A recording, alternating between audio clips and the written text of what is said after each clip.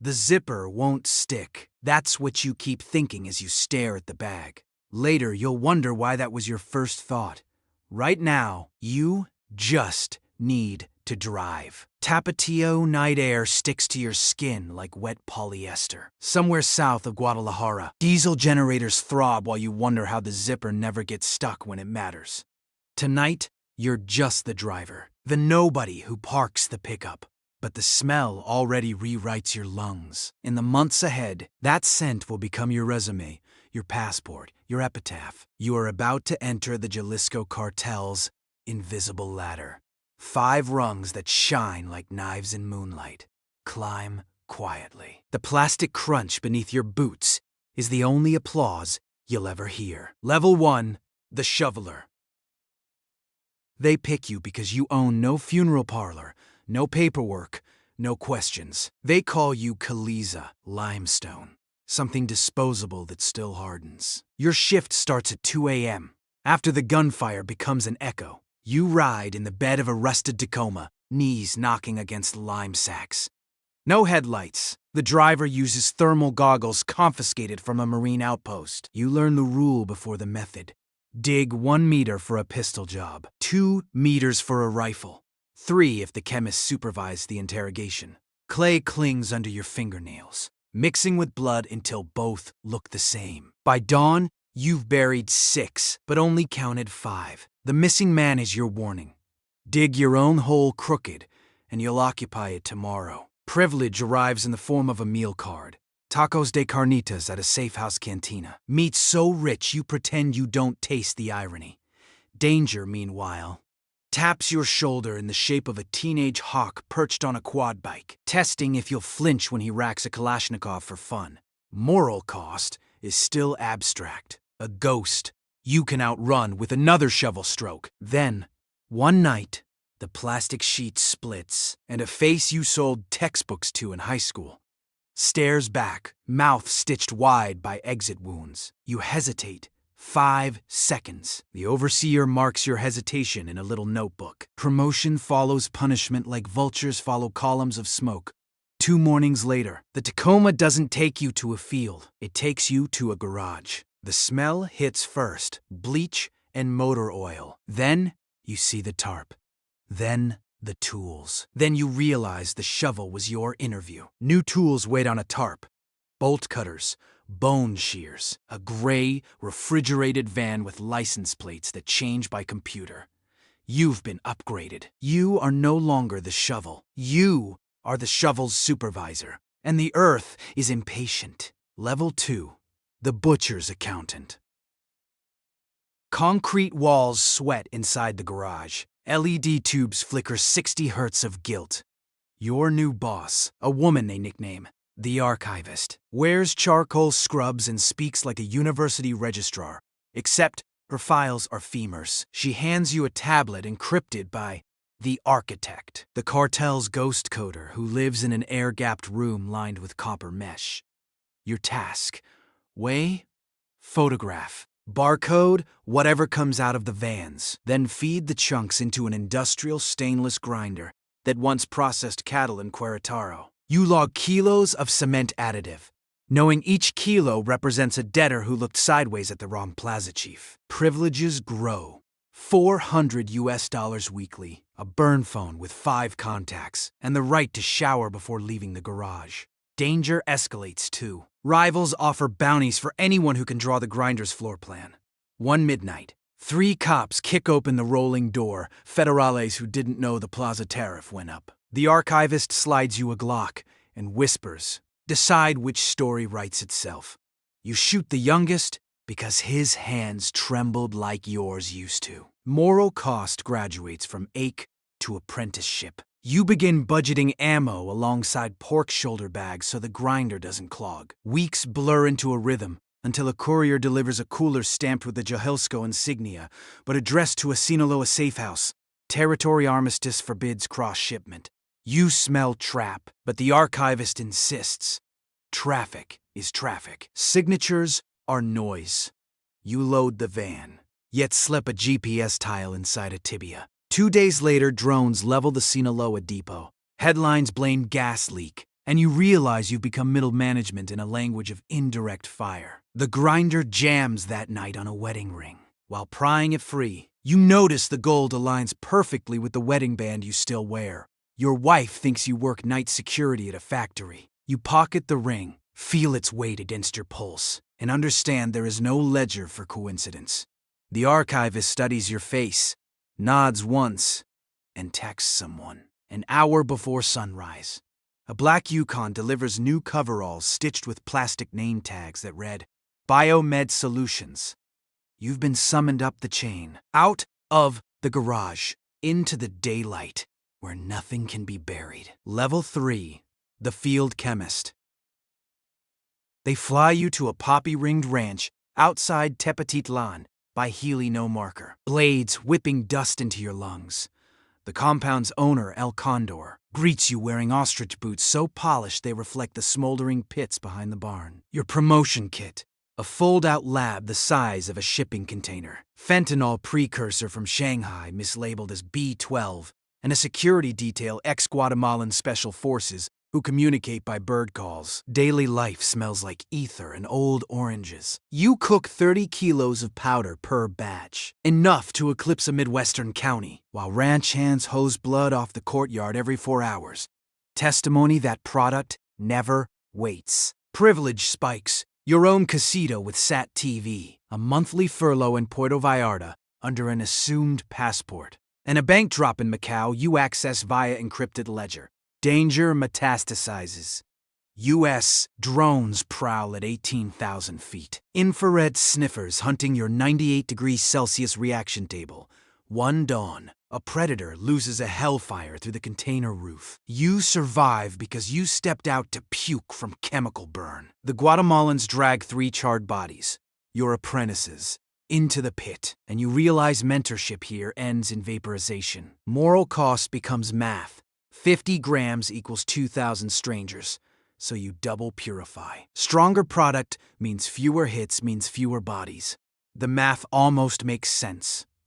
Almost. Then Washington labels Jalisco a foreign terrorist organization, and suddenly your lab coats must bear the Red Cross emblem of medical relief. A cosmic joke. DEA bounty on unidentified lead chemist jumps to 8 figures. Colleagues whisper that capture means extradition, a cage in Virginia where sunlight is schedule. Paranoia drips into your dreams. You see yourself dissolving in a vat, white crystals forming where your bones should be. You rig a dead man switch, cyanide vial inside a ceramic tooth, but keep postponing the drill. The postponed future arrives wearing military insignia. A convoy of encrypted Humvees appears. Cargo bay, stacked with Cobalt-60 rods, stolen from a cancer clinic. El Condor wants you to spike the next batch for competitor disposal. Dirty bomb logic inside a baggie. You stall, citing half-life calculations, but calendars here are written in gunpowder. While you weigh neutron emission against conscience, a technician bursts in. The architect breached, coordinates burned, informant in the wire.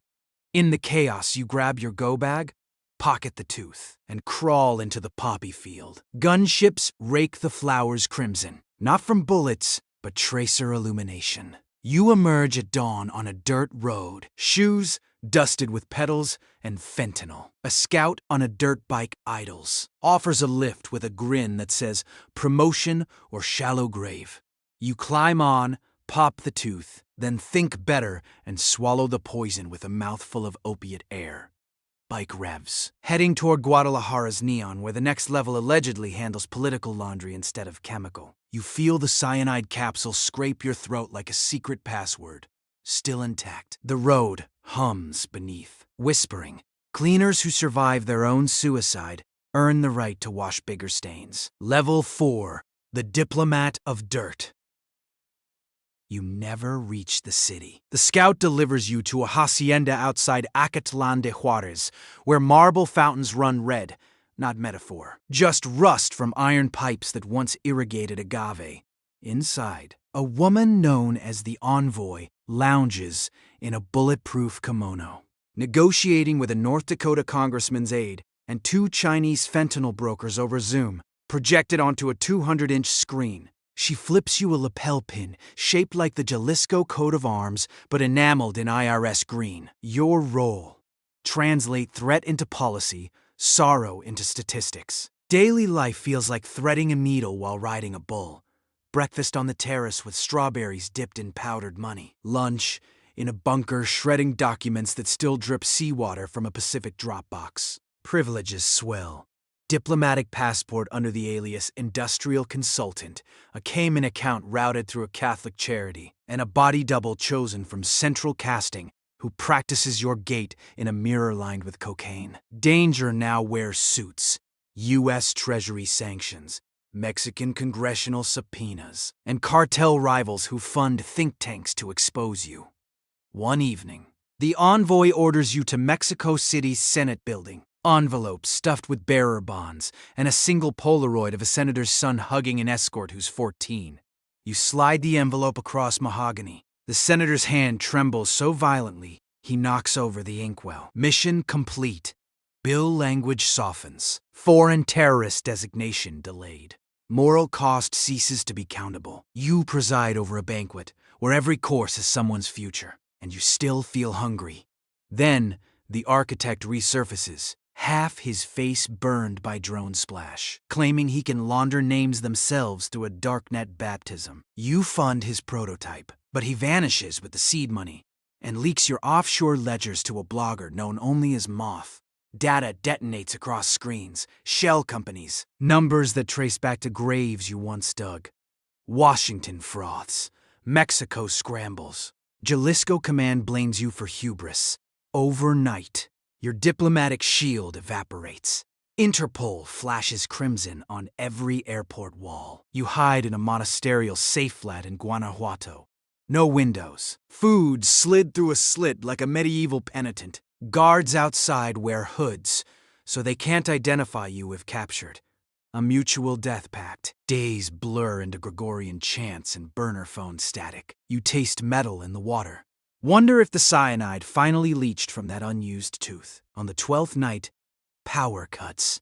Gunfire stutters. A voice yells, "Hacienda burns." The capo is dead, referencing El Condor's barbecue demise you orchestrated with Senate votes. You assume rescue until the door explodes inward and the envoy herself steps over rubble. Kimono, now flak vest chic. She tosses you a blood-splashed keycard and says, "Last promotion or last rights.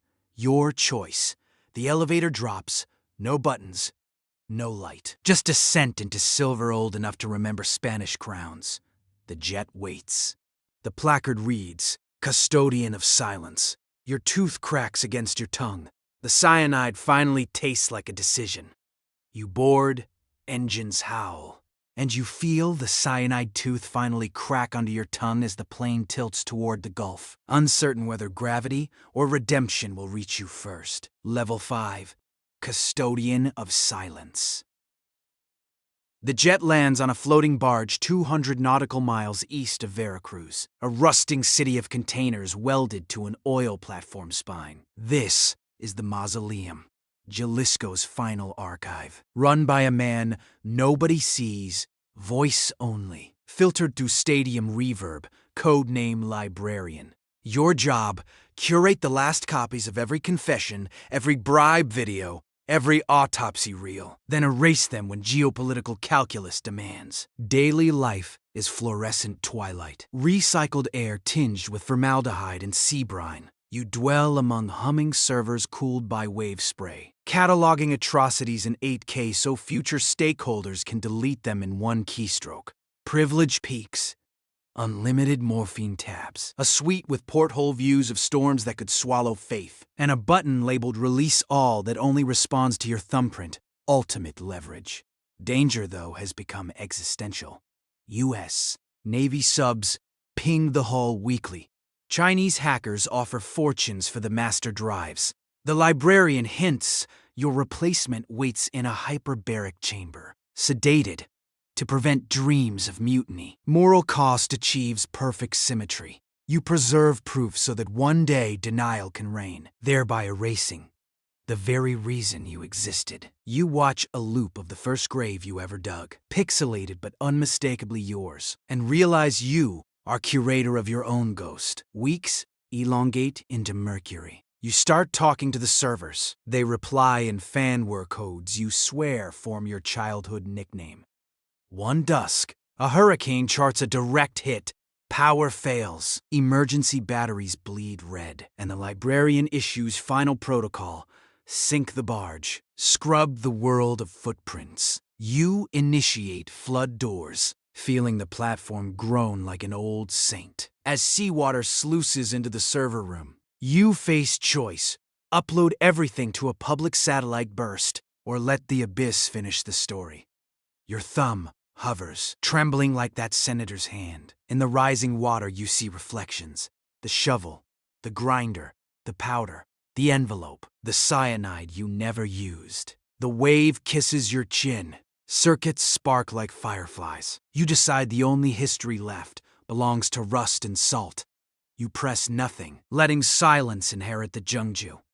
Platform decks implode, dragging you down with terabytes of screams muted into bubbles. In the sinking green, you finally feel clean, an impossibility you were paid lifetime to manufacture for others. Descent ends not in darkness, but in a slow, cold glow, like a computer fan winding down. Your last thought, maybe oblivion is the only laundry that ever gets whites truly white. Water closes. Credits roll on no screen. The Cartel's story continues, but it will do so without its memory keeper, without you, without anyone who remembers the exact weight of a zipper closing on a body bag long ago south of Guadalajara. Silence, at last, is perfectly laundered. The screen goes black. The zippered dark stays open. Somewhere, a new driver loads lime sacks into a Tacoma. The soil never asks what you buried, it just remembers. You taste iron. You click away. The cycle loads. Somewhere a new driver parks a rusted Tacoma, knees knocking against lime sacks. The cycle reboots because soil never refuses fresh cover. And power hates vacuum more than it hates blood. You, viewer, close this tab still tasting iron, wondering which level you'd survive, which moral subtraction you justify for another week of borrowed breath. The zippered dark remains open, waiting for the next hand willing to pull. When the screen reflects your face, ask which story you're curating, which silence you're paid to keep. Then remember, every system needs someone who cleans, someone who counts, someone who forgets. And forgetting, like fentanyl, is a product. Cut, weighed, and sold back to you at premium. Choose your dosage wisely. The Cartel doesn't deal in second chances, only second promotions.